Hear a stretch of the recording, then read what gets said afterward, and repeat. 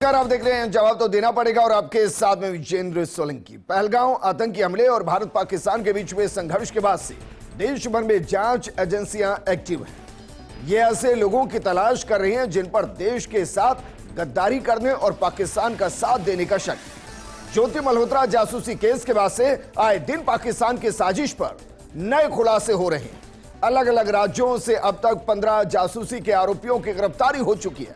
ऐसे ही सीमावर्ती क्षेत्र जैसलमेर से एक आईएसआई के मददगार होने के आरोप में शकूर खान पर शिकंजा कसा गया है।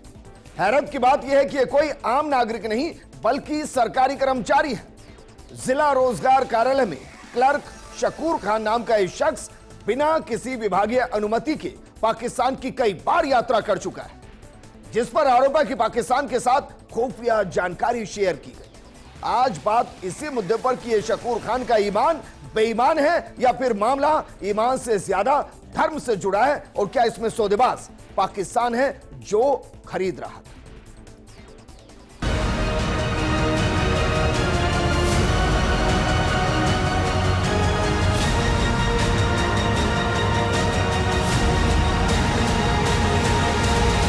ये बहुत दुर्भाग्यपूर्ण बात है। मैं सोचता हूँ कि कांग्रेस को बहुत ध्यान देने की जरूरत है। हो सकता है मे भी कि वो जेन्युइन अपने तरीके से भी गए हों। जायज किसी को भी आप संदिग्ध मानते हुए जो मर्जी जो करें वो नहीं होना चाहिए। ये निश्चित रूप से चिंता का विषय है। राष्ट्रीय सुरक्षा के साथ में समझौता करने वाले लोगों को अपने किए की सजा मिलनी चाहिए। अब जरा सोचिए जी, शकूर का जिक्र हम करें, वो बाकायदा सरकारी डिपार्टमेंट के अंदर क्लर्क का काम कर रहा था और विभागीय परमिशन के बिना वो अलग अलग देशों की यात्रा करता था, जबकि विभागीय परमिशन बेहद जरूरी। 2008 से 2013 तक वो बाकायदा सचिव रहा साले मोहम्मद का।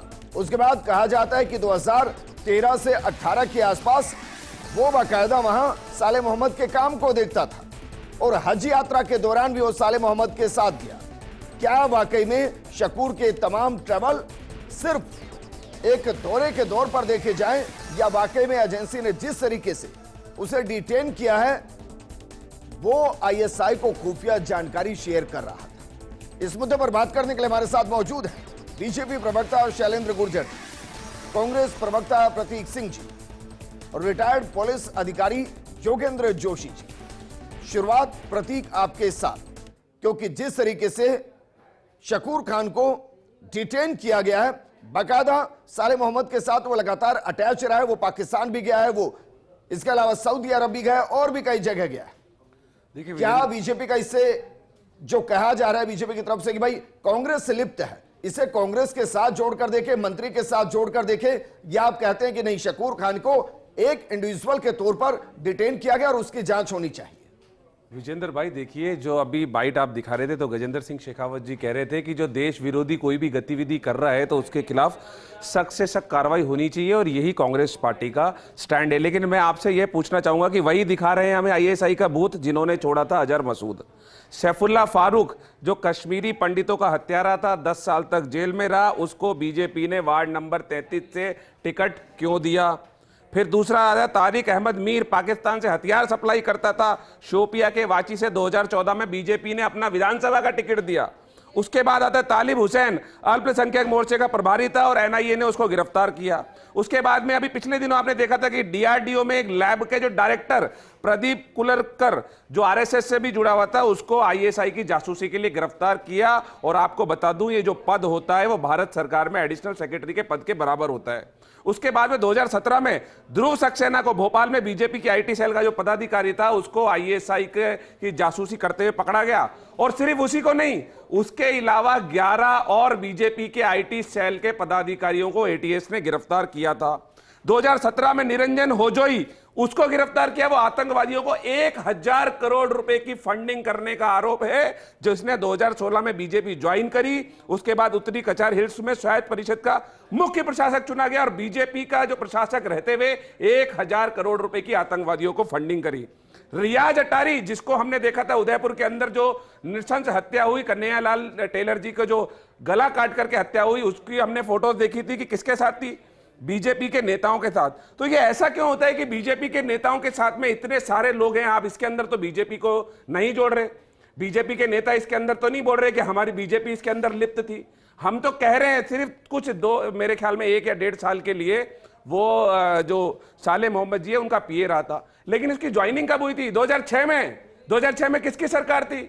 किसने बिना डॉक्यूमेंट वेरिफिकेशन के, किसने पुलिस बिना पुलिस वेरिफिकेशन के उसको सरकारी नौकरी में ज्वाइन करा दिया?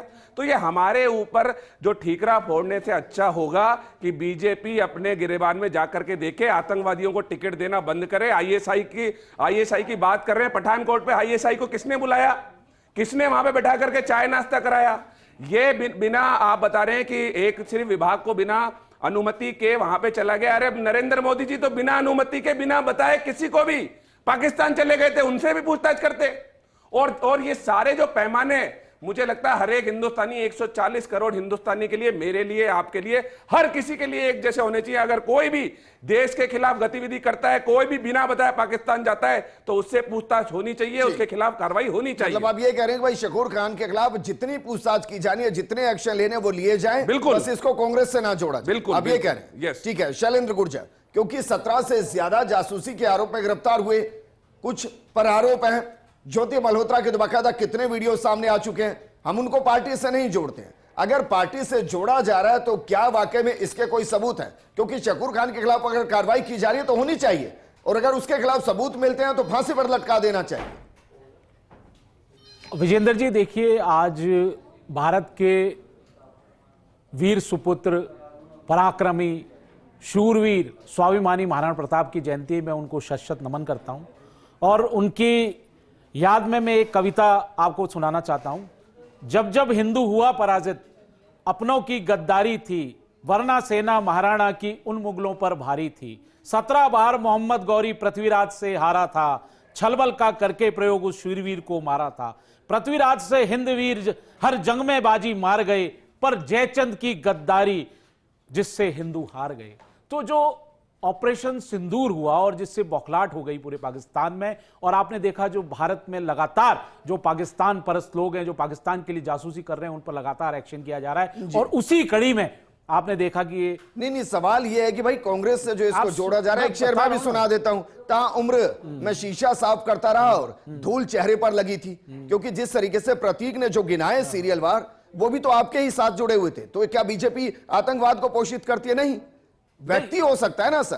तो मैं यही कह रहा हूं कि क्या शकूर खान को कांग्रेस के साथ जोड़कर देखा जाना चाहिए? इसलिए मैं प्रश्न पूछना चाह रहा हूं, क्योंकि जो गहलोत सरकार में मंत्री रहे थे साले मोहम्मद जी, उनके ये पीए रहे, खुद भी एडमिट कर रहे हैं।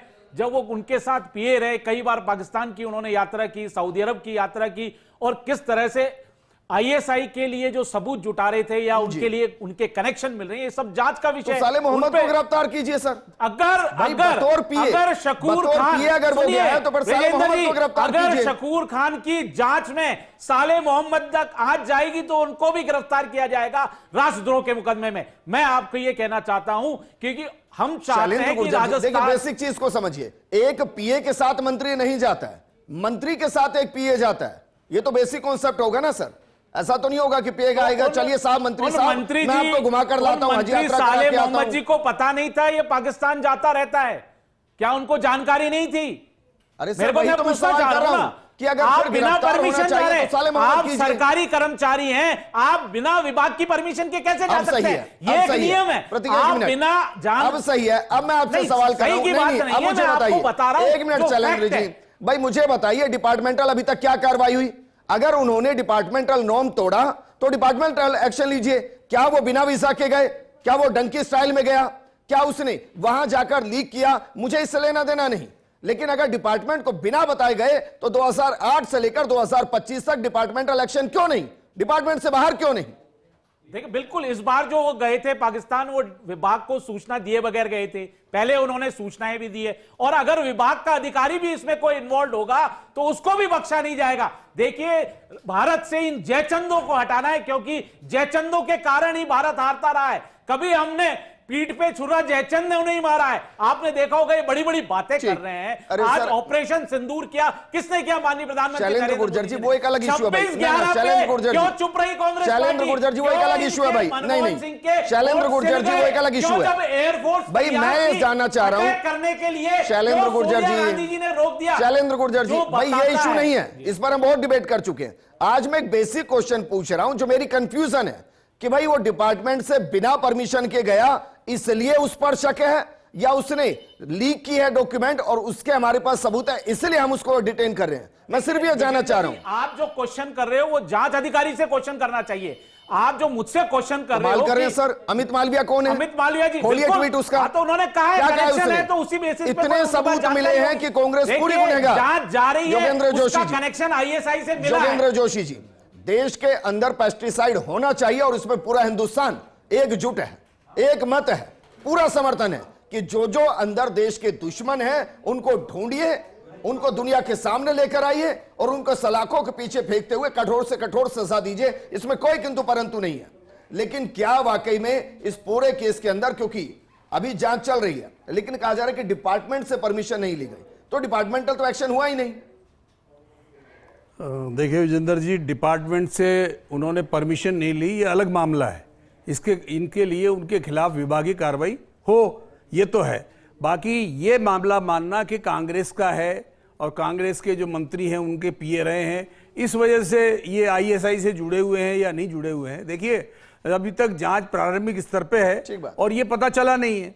लेकिन मैं ये कह रहा हूं कि इस तरह के और भी बहुत सारे लोग हैं जो पकड़े गए हैं, जैसे ज्योति मल्होत्रा पकड़ी गई है, मोहम्मद तारिफ पकड़े गए हैं, एक ये डॉक्टर थे झोलाजाब, एक मोतीराम एएसआई है सीआरपीएफ का, ये पकड़ा गया, ये नुरमान इलाही पकड़े गए जो फैक्ट्री के अंदर चौकीदार थे, ये शाहजाद व्यापारी हैं, ये इस तरह से ये पकड़े गए हैं, ये सुखप्रीत सिंह, कलवीर सिंह, गुजाला और यासीन, ये लोग जो पकड़े गए हैं ये किसी पार्टी से संबंधित नहीं है। ये वो लोग हैं जिनका पाकिस्तान में वहां की आईएसआई से संपर्क था और ये लोग पकड़े गए। ये लोग पकड़े गए तो अच्छी बात है, बिल्कुल। लेकिन अगर मान लीजिए ये मंत्री के जो पीए पकड़े गए हैं तो ये पकड़े गए इस बिना पर कि इन्होंने बिना अनुमति के यात्राएं की साथ और ये विदेश चले गए आगे। देखिए हमारे देश के अंदर पासपोर्ट और वीजा के जो नियम बने हुए हैं वो पाकिस्तान, बांग्लादेश या इस प्रकार के जितने देश हैं वो उटंग पटंग करते हैं, जो बदमाश देश हैं, जो हमारे लिए खतरा है, इनके लिए ये सख्ती वाले नियम बने हुए नहीं है। और यही कारण है कि ये आम नागरिकों की तरह वहां चले जाते हैं, वहां जाएंगे, वहां निकाह कर लेते हैं, निकाह करते ही वो उनकी पत्नी हो जाती है, वो यहां आ जाती है, यहां उनके कोई नियम नहीं है, यहां बच्चा पैदा कर लेते हैं, फिर यहां से वहां चले जाते हैं। आपने देखा ही जो चला था ये कार्यक्रम सिंदूर वाला, उस समय में जब ये पाकिस्तानी, बांग्लादेशी इनको जो चेक किया गया तो इनमें यही पाया गया कि एक व्यक्ति है, मान ली सीआरपीएफ का एक सिपाही था मुस्लिम, अब वो गया पाकिस्तान, वहां से मुस्लिम लेडीज शादी कर लाया, अब उसको यहां लेके आ गया। मेरा ये कहना है कि इनके अंदर जांच होनी चाहिए, लेकिन इसको राजनीतिक तौर पे नहीं देखना चाहिए। मैं वही कह रहा हूं, ये केस तो अलग है, क्योंकि जब आप उस इलाके में जाएंगे जैसलमेर के अंदर, मैं खुल कर आता हूं सर, जो साले मोहम्मद है उसे सिंधी मुसलमानों के बीच में धर्मगुरु माना जाता है, अरे और वो ऑफिशियल है सर, और वो पाकिस्तान के भी जो सिंधी मुसलमान है वो भी मानते हैं, लोग आते वो भी मानते हैं, और हर 2-3 महीने में मूवमेंट होता है, बिल्कुल, वहां तो शादी रिलेशन होते हैं, बिल्कुल। तो उस सबके बीच में अगर एक धर्मगुरु जिसे आज तक कहा जा रहा है, मैं नहीं जानता कि उस तक ये जांच पहुंचेगी या नहीं पहुंचेगी, लेकिन अभी तक तो है, अगर उसका कोई एक जानकार वहां मूवमेंट कर रहा है तो अगर वो जासूस है तो फिर तो तार आगे तक जाने चाहिए। ये तो बिल्कुल बात सही है कि अगर वो जा रहा है, जाकर के वहां किसी से उसके अन्यथा संबंध है तो उसकी जानकारी करनी चाहिए। देखिए मोबाइल के नंबर हैं, मोबाइल कॉल डिटेल है, उससे पता लग जाएगा कि किस आईएसआई वाले से किससे संबंध है। जैसे उसकी ज्योति मल्होत्रा के थे तो उससे पता लग गया कि वो उसके फोटो भी मिल गए हैं, तो इनके भी मिल जाएंगे, कोई नई बात नहीं है। लेकिन इसको राजनीतिक तौर पर देखना उचित मैं नहीं समझता कि अभी प्रारंभिक तौर पर ही इसे राजनीति से जोड़ा जाए। ठीक है प्रतीक, एक और संशोधन मैं करता हूं, क्योंकि जो एक आ जा रहा है कि मंत्री का पी है, मैं उसको थोड़ा सही करूंगा कि वो उस वक्त के विधायक का पी है। Yes. क्योंकि जब वो मंत्री थे तब वो पीए नहीं था, लेकिन जैसलमेर के अंदर वो बाकायदा जो मुस्लिम वहां के लोग हैं उनको वीजा कहां कहां मिलेगा, इसके काम को वो देखता था। वहां साले मोहम्मद के साथ उस वक्त भी जुड़ा हुआ था, बाकायदा उस दौरान वो हज यात्रा पर भी साले मोहम्मद के साथ गया। मैं ये इसलिए कह रहा हूं क्योंकि इसका मतलब है कि कनेक्शन बहुत करीबी है, नजदीकी है, तभी तो गया होगा। देखिए विजेंद्र, अगर ये जांच वहां तक पहुंची है तो क्या कांग्रेस इसमें यह आरोप लगाएगी कि भाई हमारे एक पूर्व मंत्री को टारगेट किया जा रहा है, या आप चाहते हैं कि निष्पक्ष जांच हो और जितने दोषी हैं उनको सामने लाया जाए, लेकिन होल पार्टी इसको ना देखा जाए? विजेंद्र भाई, निश्चित तौर पे निष्पक्ष जांच होनी चाहिए और जहां तक भी इसके तार जुड़ रहे हैं वहां तक इसकी जांच होनी चाहिए। कोई भी एक व्यक्ति अगर विभाग में है तो विभाग में सेक्रेटरी होता है, आईएएस अधिकारी होता है और अधिकारी होते हैं, उनको क्यों नहीं पता? तो उनसे भी पूछताछ होनी चाहिए। मैंने अभी आपको एक नाम बताया था, डीआरडीओ में जो लैब डायरेक्टर थे प्रदीप कुरुलकर, और उनकी जो पोस्ट थी वो भारत सरकार में एडिशनल सेक्रेटरी की पोस्ट थी। तो क्या भारत सरकार के उस मंत्री से फिर पूछताछ होनी चाहिए थी कि नहीं होनी चाहिए थी? क्योंकि भारत सरकार का एडिशनल सेक्रेटरी, और वो भी डीआरडीओ, इतनी इंपॉर्टेंट जो हमारी जो संस्था है उसके अंदर एडिशनल सेक्रेटरी लेवल का जो व्यक्ति था, उसके अंदर किसी से पूछताछ नहीं हुई। उसके बाद में मैं आपको बता रहा था, एक जो 1000 करोड़ रुपए की जो फंडिंग हुई थी, निरंजन होजोई ने जो 1000 करोड़ रुपए के आतंकवादियों को फंडिंग करी, उस निरंजन होजोई के अलावा किसी दूसरे व्यक्ति को ना जांच की गई, ना किसी दूसरे व्यक्ति को गिरफ्तार किया गया, ना उससे पूछताछ की गई। क्यों? कोई एक व्यक्ति 1000 करोड़ रुपए की फंडिंग नहीं कर सकता? कोई भी एक व्यक्ति? तो सरकार खुद सोई हुई है, इनके जो लोग हैं वो खुद लिप्त हैं, हमारी तो कोई लिप्तता सामने नहीं आई। लेकिन ये बाकायदा इनके सारे लोग, आप ये मैं आपको फोटो दिखा दूं, इनके सारे लोग आप देखिए। अजय मसूद को कौन छोड़ करके आया था? इनकी सरकार के अंदर अजय मसूद को छोड़ के आए थे। ये ध्रुव सक्सेना देख लीजिए, आईएसआई का एजेंट मिला था ना, और किसके पीछे खड़ा है ये देख लीजिए। उस समय के जो मध्य प्रदेश के मुख्यमंत्री हैं उनके पीछे खड़ा हुआ है, और बीजेपी की टोपी पहनी हुई है, बीजेपी का पदाधिकारी है। ये देख लीजिए, ये तारिक अहमद मीर, जिसको बाद में एनआईए ने गिरफ्तार किया, किसके साथ में है, और रियाज अटारी, जो कन्हैयालाल मर्डर केस में लिप्त था, ये किसके साथ में? तो मुझे ऐसा वीडियो डॉक्टर मनमोहन सिंह के साथ का भी आता है आपके वक्त का, कौन बताइए? कश्मीर के अंदर बाकायदा आतंकी था, जिसने कितने पुलिस के अधिकारियों को, सेना के अधिकारियों को मारा, और वो बाकायदा मनमोहन सिंह के साथ। मैं उसी पे आता हूं। 1999 का युद्ध सबको याद है, कारगिल। 530 जवान हमारे शहीद हो गए थे। किसकी वजह से हुए थे? इसी व्यक्ति की वजह से, नवाज शरीफ। उस समय पे यही प्राइम मिनिस्टर था। उसके बाद में इसको 2014 में प्रधानमंत्री मोदी जी ने अपने यहां पे बुलाया, पलक पावड़े बिछवा के कि आइए आप मेरे शपथ ग्रहण में बैठिए, आप मेरे लिए शॉल, आप मेरी माताजी के लिए साड़ी लाइए, मैं आपके लिए शॉल दूंगा। भाई 530 हमारे शहीद हुए थे जवान, उसके लिए यही रिस्पॉन्सिबल था ना? तो फिर क्यों बिरयानी खाने और हाथ में हाथ डाल करके केक खाने चले गए थे? मैं कह रहा हूं, जो भी लिखते 140 करोड़ की जनता के अंदर जो भी लिखते, पूरा देश एक साथ है, आप उनको बाहर कीजिए। लेकिन ये कह रहे थे ऑपरेशन सिंदूर, तो जनता 140 करोड़ तो ये भी पूछ रही है कि बिना शर्त सीज फायर क्यों हो गया? वो जो आतंकवादी जिसको छोड़ा था अजहर मसूद को, उसको तो मांग लेते, उसको मांगे बिना अगर सीज फायर हुआ है। तो जनता ये सवाल कर रही है, और ये सोशल मीडिया पे आम है। मैं ये कह रहा हूं, कांग्रेस को सिर्फ इससे आपत्ति है ना कि इसमें कांग्रेस को ना जोड़ा जाए। भाई कांग्रेस शकूर है, साले मोहम्मद है, कोई और XYZ है, वहां तक जांच जाए। देखिए मैं ये कह रहा हूं, कांग्रेस को सिर्फ ये है कि आप अगर जोड़ रहे हैं तो फिर दोनों तरफ से जोड़िए, नहीं तो निष्पक्ष जांच होनी चाहिए। जो भी लिप्त है, प्रधानमंत्री से लेकर के आम आदमी तक जो भी लिप्त है, उसके खिलाफ कार्रवाई करें। शैलेंद्र गुर्जर जी बोलिए सर, अब बोलिए। देखिए विजेंद्र जी, कांग्रेस पार्टी का चरित्र एक्सपोज हो चुका है। वो कैसे पाकिस्तानी परस्त हैं, किस तरह से निशाने पाकिस्तान राहुल बाबा बार बार लेने की कोशिश करते हैं, पूरा हिंदुस्तान जान चुका है। हिंदुस्तान 11 साल से इनको धूल चटा रहा है कांग्रेस पार्टी को, कि आपने देश का विभाजन किसने किया? कांग्रेस पार्टी ने किया। जम्मू कश्मीर को भारत से अलग किसने किया? कांग्रेस पार्टी ने किया। आतंकवाद को पोषित किसने, संरक्षण किसने दिया? कांग्रेस पार्टी ने दिया। किस तरह से आपने रेड कारपेट बिछाकर याकूब मेनन का, अरे आप सुनिए ना, याकूब मेनन का आपने स्वागत किया, किसने किया? किस तरह से आपने शांति मसूद को, अरे सुनो तो सही, हम छोड़ते हैं तो मार भी देते हैं, आपकी तो हिम्मत भी नहीं है। अरे आपकी तो हिम्मत भी नहीं है, पाकिस्तान में घुस जाओ। 26/11 का वाकया भूल गए। 130 से आतंकवादी को मार दिया गया था।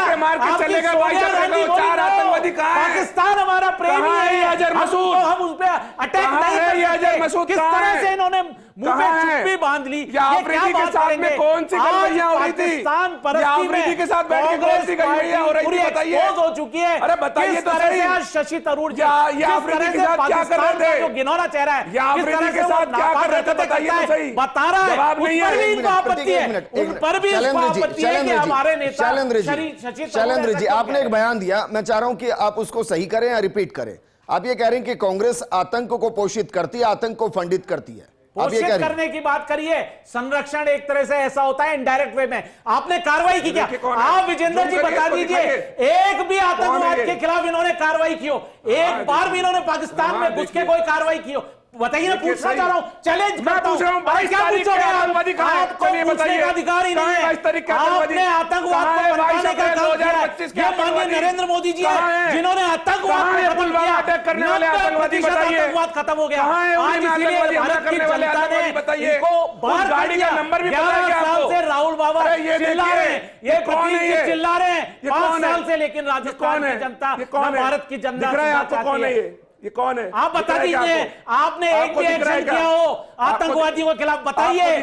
अरे आपने एक भी गोली चलाई हो तो बता दीजिए। कौन है? दिख रहा है? बता दीजिए। बाटला एनकाउंटर पे सोनिया गांधी की आखिरी बात थी। कन्हैयालाल जी का अरे आप जाकिर हुसैन को शांति दूत बताते हैं। आप कौन है? हाफिज सईद, आतंकवादी को हाफिज सईद जी कहते हैं। अरे आप तो लेकर के नहीं आए। सलमान लेकर आए क्या? क्या बयान देते हैं, मैं क्या बता रहा हूं? हिंदू आतंकवाद किसने कहा? आप बताइए ना, कुरान पाक को, गीता को किस तरह से अपमानित करने का काम किया? आपने किया अपमानित? कांग्रेस के नेता, कांग्रेस के नेता एक्सपोज हो चुके हैं, इसीलिए भारत की जनता ने कांग्रेस को नकार दिया है। इनका दोहरा चरित्र सामने आ गया है। आगे आतंकवादियों को कभी इन्होंने आतंकवादियों के खिलाफ कार्रवाई नहीं की। शशि थरूर जी ने अमेरिका में जाकर किया पहली बार। अगर इस माननीय नरेंद्र मोदी जी के नेतृत्व में भारतीय सेना ने पाकिस्तान में अंदर आतंकवादियों भाई मैं उस पर नहीं जाऊंगा, क्योंकि शशि थरूर ने जो कहा कि भाई 2014 के बाद हमने स्ट्राइक किया, सर्जिकल स्ट्राइक किया, हमने एलओसी को क्रॉस किया है। उनके एक मिनट सुनिए ना भाई, मैं क्या कह रहा हूं भाई, उनकी किताब ही पढ़ लीजिए। कार्रवाई की हो पाकिस्तान के खिलाफ, कभी गोली चलाई है, अभी आतंकवादियों को शैलेंद्र जी, शशि थरूर की किताब ही पढ़ लीजिए। उनकी किताब में लिखा हो कि नंबर्स ऑफ टाइम हम एलओसी क्रॉस कर चुके। अब किसको सही माने? जो आज बोल रहे हैं शशि थरूर ने जो किताब में लिख दिया, किसको सही माने सकते हैं इस बारे में? तो लेकिन मैं वापस अपने मुद्दे पर लौट रहा हूं। शकूर खान का कनेक्शन एक उस वक्त के विधायक से है, उसके बाद के मंत्री से है, ये वर्तमान कांग्रेस से है। विजेंद्र जी, संवेदनशीलता को देखिए।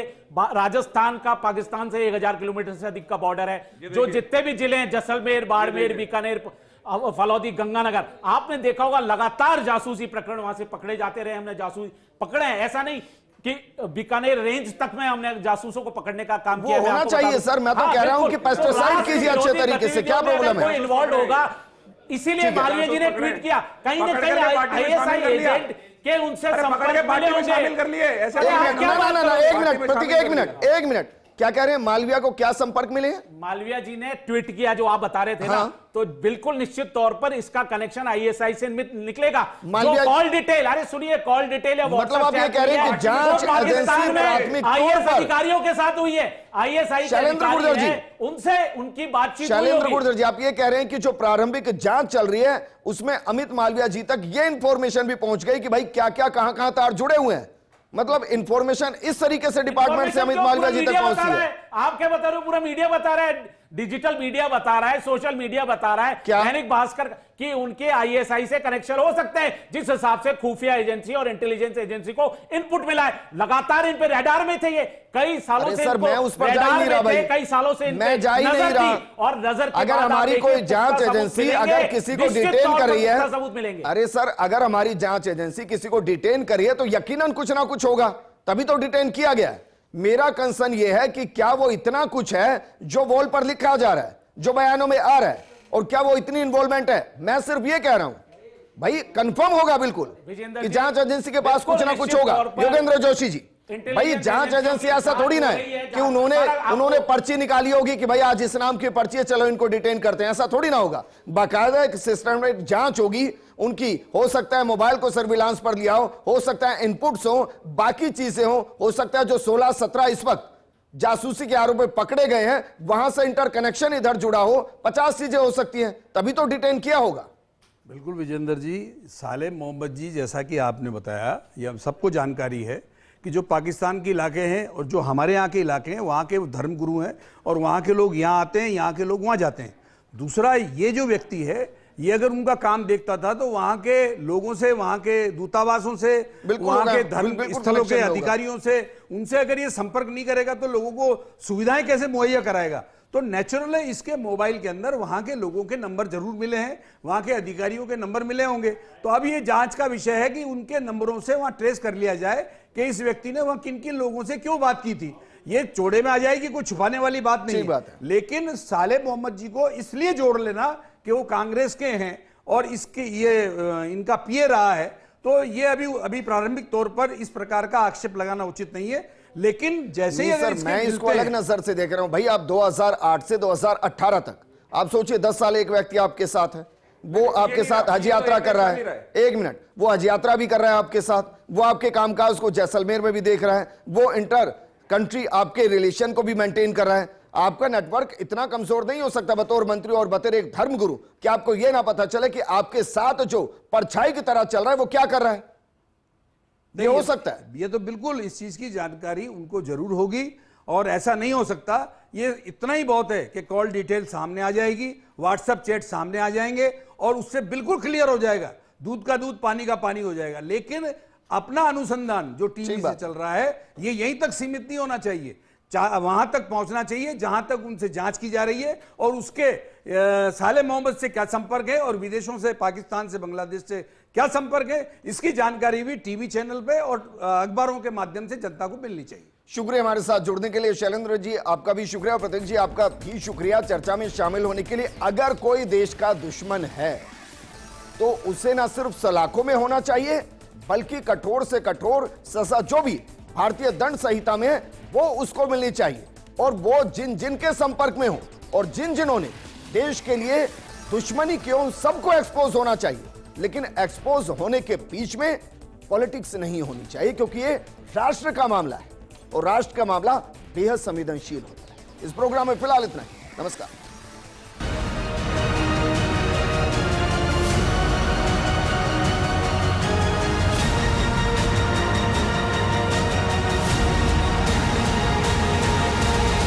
ये बहुत दुर्भाग्यपूर्ण बात है। मैं सोचता हूँ कि कांग्रेस को बहुत ध्यान देने की जरूरत है। हो सकता है मे भी कि वो जेन्युइन अपने तरीके से भी गए हों। जायज किसी को भी आप संदिग्ध मानते हुए जो मर्जी जो करें वो नहीं होना चाहिए। ये निश्चित रूप से चिंता का विषय है। राष्ट्रीय सुरक्षा के साथ में समझौता करने वाले लोगों को अपने किए की सजा मिलनी चाहिए।